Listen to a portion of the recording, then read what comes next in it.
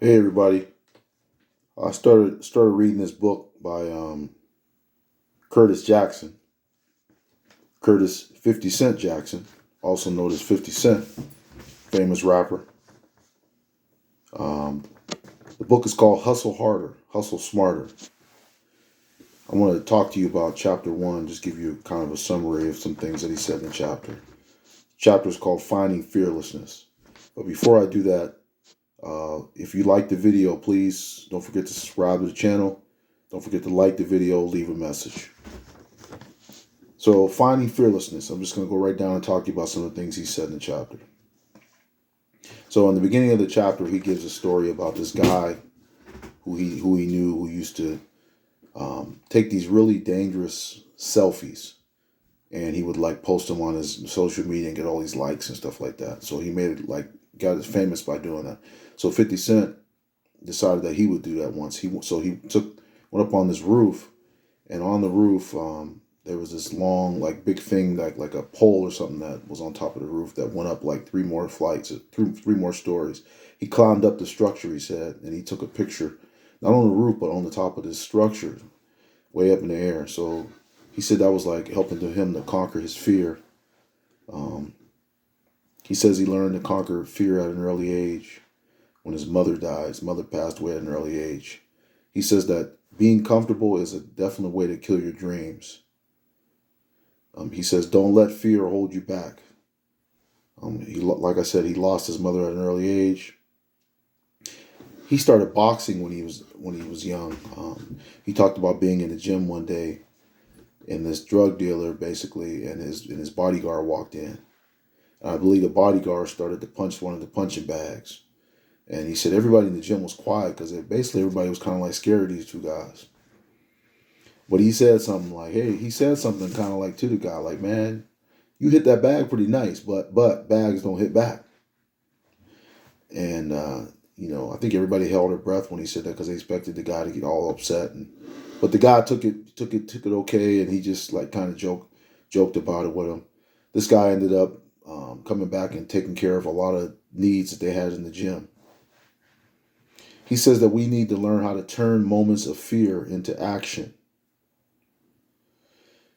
He says two things that boxing taught him are that he can take a hit.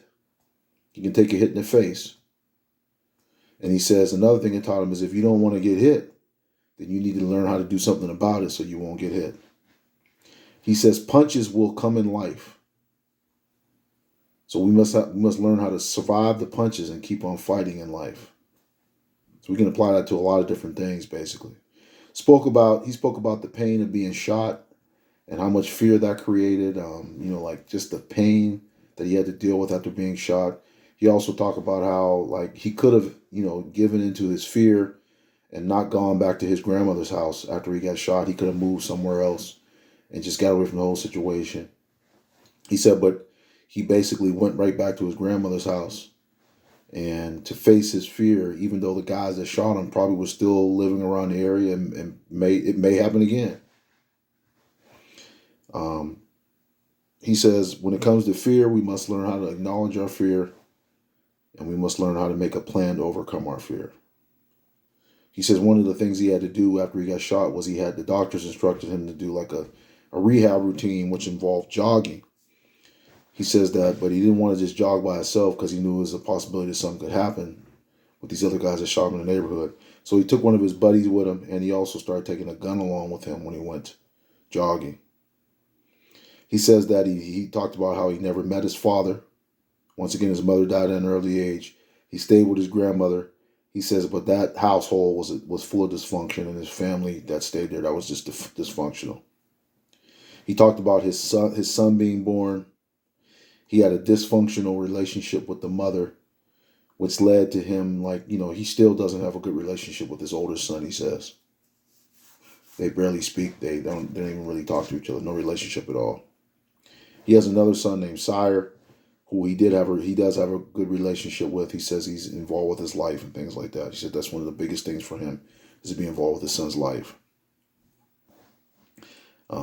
he attributes his bad relationship with his older son because him and the mother just were like immature and didn't really know how to be in a relationship. He says that even with his family, like now that he's famous, he really can't enjoy his family. Like he says every once in a while he'll come back and visit his family, but he won't stay long because he just feels like there might be like some jealousy or some different things like that with his family. And somebody might just say something to him that might just cause some drama, so he just stays away. He says, if you know your stuff and you know you've put in the work, don't be afraid to raise your hand and let everybody know about it. He says, fear will stop you from getting full value from what you know and do because it'll hold you back. He says, identify your fears. Put in the work to get past your fears and get rid of any baggage. He says this is the only way to become free is to get rid of the baggage and overcome your fear. So once again, this was Curtis 50 Cent Jackson, iconic rapper, famous rapper.